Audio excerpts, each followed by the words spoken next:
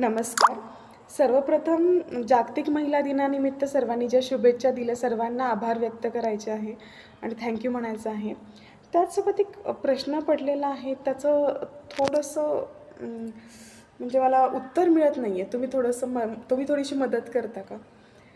अ, जेव्हा तो हसला, तर त्याचं निर्मळ हास्य असतं. तो हसला, तर त्याचं निर्मळ हास्य असतं. तिचं हसणं मात्र इज्जतीला काळीमाफ असतं.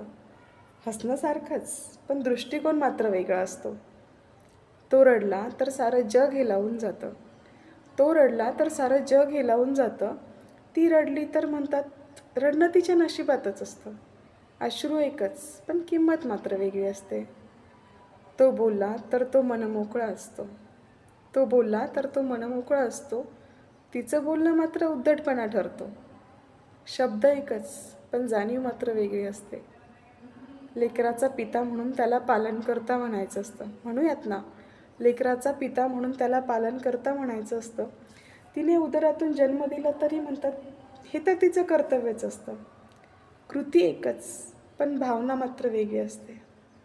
अहो एवढंच काय, तो गेला तर तिचं सारं आयुष्य उजाड होतं की नाही?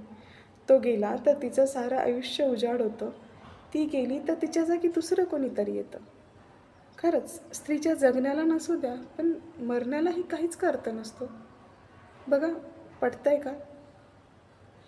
सांगा मला.